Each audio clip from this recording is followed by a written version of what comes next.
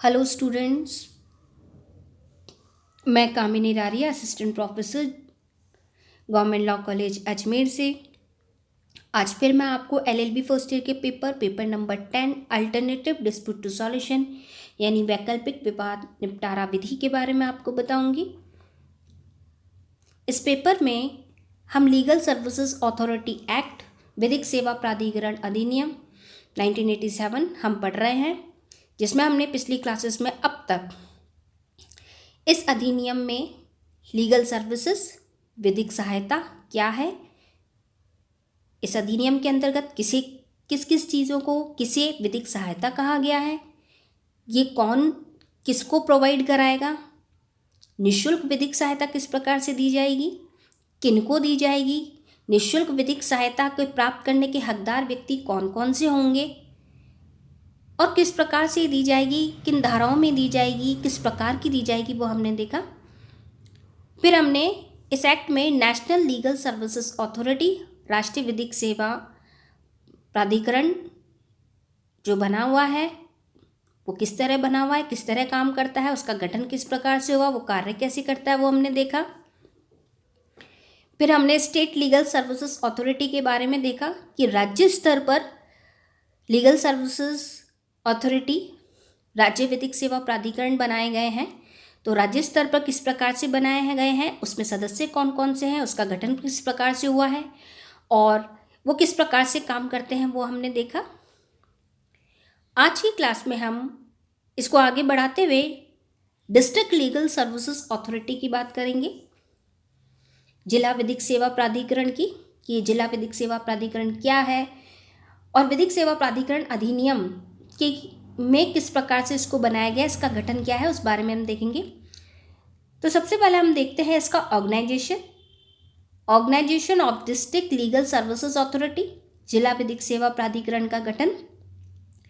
तो इस अधिनियम की विधिक सेवा प्राधिकरण अधिनियम 1987 की धारा 9 में जिला विधिक सेवा प्राधिकरण यानी कि डिस्ट्रिक्ट लीगल सर्विसेज अथॉरिटी के बारे में बताया गया है। धारा 9 में इसके गठन के बारे में प्रावधान किया गया है।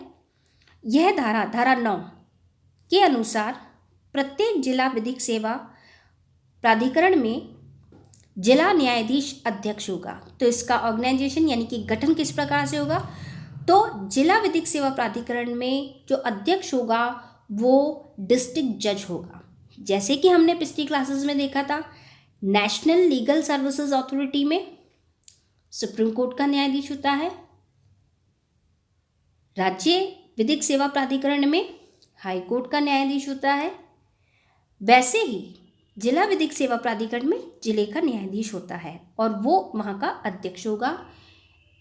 जिला विधिक सेवा प्राधिकरण का एक अध्यक्ष होगा और वो होगा उस जिले का न्यायाधीश।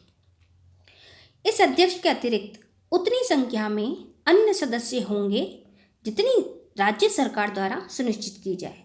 फिर अध्यक्ष के अलावा और कौन कौन से लोग होंगे और किस प्रकार का ऑर्गेनाइजेशन बनेगी इसका गठन और किस तरीके से होगा, तो और अतिरिक्त अन्य व्यक्ति होंगे, इतने सदस्य संख्या होंगे जितने की राज्य सरकार द्वारा सुनिश्चित की जाए।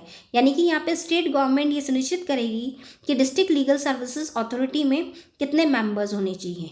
जो राज्य सरकार सुनिश्चित करेगी उतने ही मेंबर यहाँ पे रखेंगे। फिर ऐसे जो रखे गए मेंबर हैं, सदस्य हैं, उन सदस्यों की अर्हताएं यानी कि क्वालिफिकेशन एवं अनुभव यानी कि एक्सपीरियंस का निर्धारण उच्च न्यायालय के मुख्य न्यायाधीश के परामर्श से राज्य सरकार द्वारा किया जाएगा। यानी कि जो बाकी के सदस्यों को इसमें रखा गया है जिससे कि डिस्ट्रिक्ट लीगल सर्विसेज अथॉरिटी का गठन करा जा रहा है, उन सदस्यों की अर्हता क्वालिफिकेशन के बारे में, उनके एक्सपीरियंस के बारे में हाई कोर्ट का मुख्य न्यायाधीश से परामर्श करने के बाद राज्य सरकार द्वारा तय की जाएंगी। तो ये बात तो यहाँ पे क्लियर है कि राज्य सरकार द्वारा ही ऐसे सदस्यों को की संख्या को या सदस्यों के अर्हताएं और अनुभव को सुनिश्चित किया जाएगा राज्य सरकार द्वारा। अब यहाँ पे राज्य सरकार उच्च न्यायालय के मुख्य न्यायाधीश से परामर्श कर सकती है। फिर प्रत्येक जिला विधिक सेवा प्राधिकरण में एक सचिव की भी नियुक्ति की जाएगी। सचिव यानी कि सेक्रेटरी की नियुक्ति की जाएगी। ऐसे सचिव की नियुक्ति जिला विधिक सेवा प्राधिकरण के अध्यक्ष के परामर्श से राज्य विधिक सेवा प्राधिकरण द्वारा की जाएगी। अब यहाँ पे ऊपर राज्य सरकार का और न्यायाधीश का काम समाप्त हुआ अर्हताएं और अनुभव के बाद, लेकिन यहाँ पे एक सेक्रेटरी की, जैसे ही यहाँ पे अध्यक्ष हो गया और अन्य सदस्य हो गए तो वो सब मिलके एक सचिव की नियुक्ति करेंगे, सेक्रेटरी की, और ऐसे सचिव की नियुक्ति जिला विधिक सेवा प्राधिकरण के अध्यक्ष कौन, जो अभी भी बना है डिस्ट्रिक्ट जज, उसके अध्यक्ष के परामर्श से राज्य विधिक सेवा प्राधिकरण द्वारा की जाएगी। राज्य विधिक सेवा प्राधिकरण कौन सा, जो अभी हमने देखा जो राज्य स्तर पर विधिक सेवा प्राधिकरण बनती है, उनके परामर्श के द्वारा की जाएगी।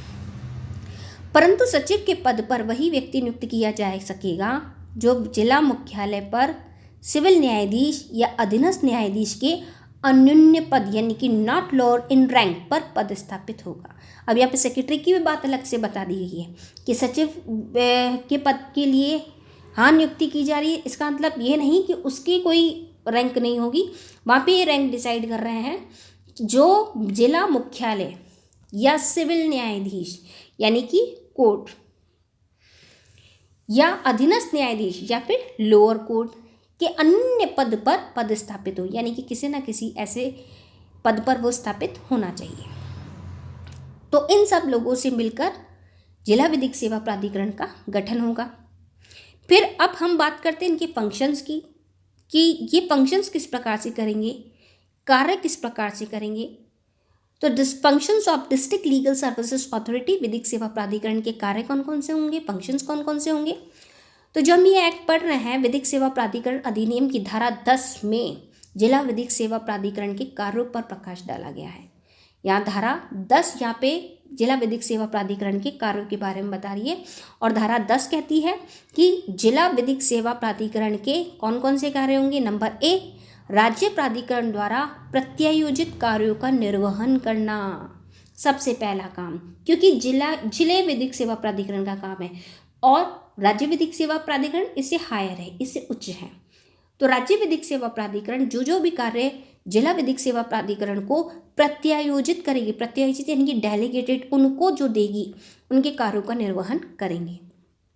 फिर जिले की तालुका विधिक समितियों के क्रियाकलापों एवं अन्य विधिक सेवाओं में समन्वय स्थापित करेंगे।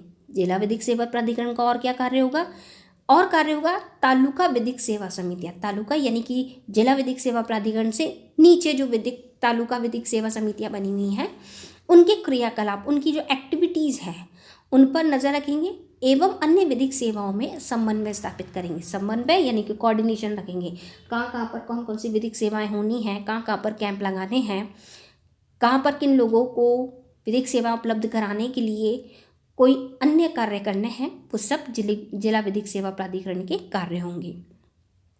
फिर जिले में लोक अदालतों का आयोजन कराना, ये भी जिला विधिक सेवा प्राधिकरण का काम होगा कि जिले में लोक अदालतें आयोजित की जाए। जिला जैसे कि एक जिला हो गया, जैसे अजमेर है, अजमेर जिला, तो इस जिले में लोक अदालतों को आयोजित कराने का काम जिला विधिक सेवा प्राधिकरण का होगा।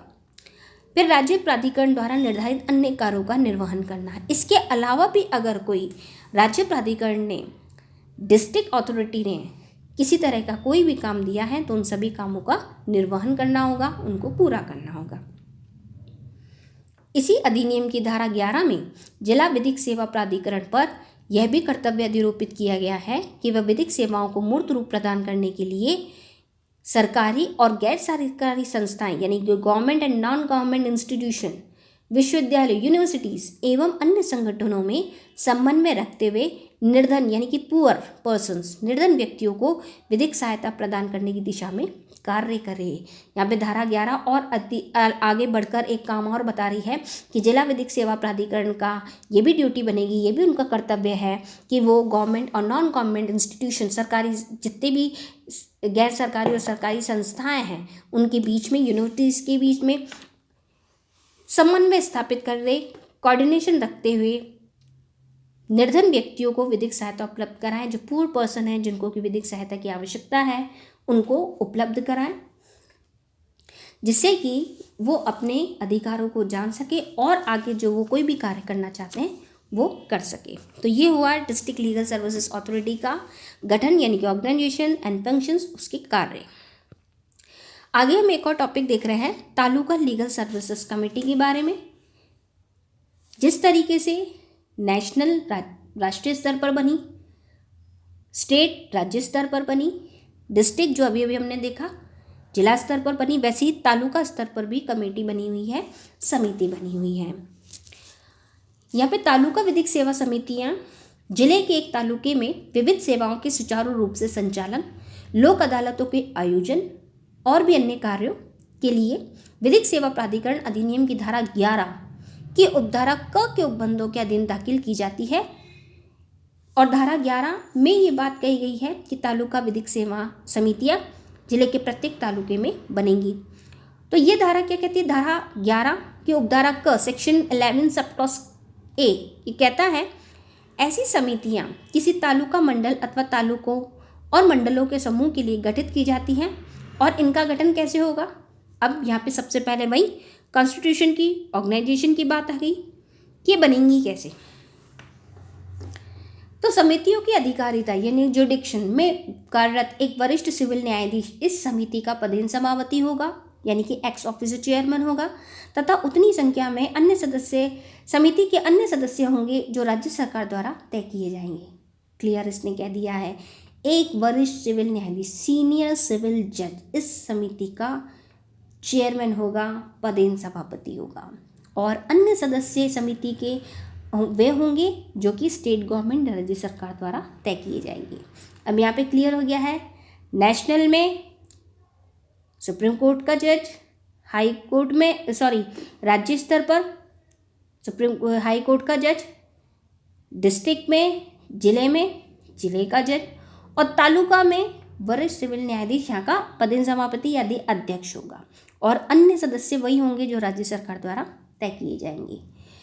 इन अन्य सदस्यों का नामांकन उच्च न्यायालय की न्यायाधीश से परामर्श कर राज्य सरकार द्वारा किया जाएगा।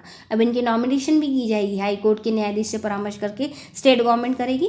इन सदस्यों की योग्यता और अनुभव भी राज्य सरकार द्वारा तय की जाएगी, और जो कोई भी इनकी क्वालिफिकेशन होनी चाहिए, इनका एक्सपीरियंस होना चाहिए, वो भी स्टेट गवर्नमेंट तय करेगी। तालुका विधिक सेवा समिति के अन्य कर्मचारी जो भी कोई अन्य बच गए हैं, तालुका विधिक सेवा समिति के कार्यों एवं कर्तव्यों के सुचारू संचालन के लिए समिति द्वारा आवश्यक रूप में अधिकारियों एवं कर्मचारियों की नियुक्ति की जाएगी। अब इसकी कॉन्स्टिट्यूशन इसका हो गया तो फंक्शंस भी करेंगे, तो उसके लिए क्या है, उसके लिए जितनी आवश्यक संख्या में अधिकारियों और कर्मचारियों की आवश्यकता है उनकी नियुक्ति की जाएगी।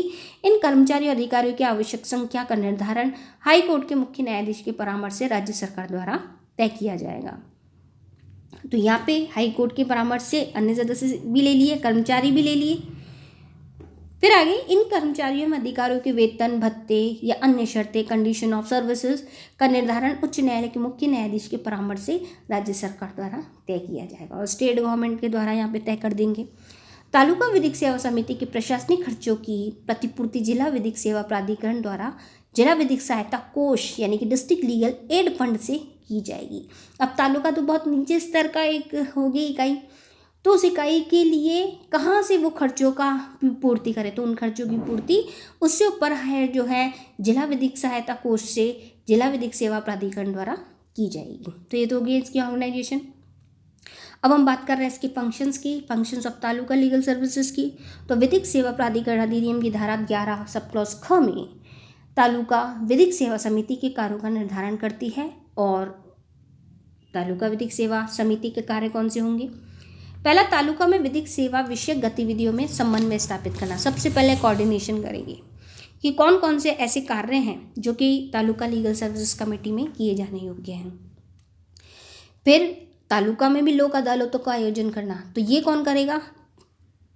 तालुका विधिक सहायता समिति ही ये कार्य करेंगी। जिस प्रकार से जिला अपने ज़िले में लोक अदालतों का आयोजन कराता है, उसी प्रकार से तालुका में लोक अदालतों का आयोजन करवाएंगे।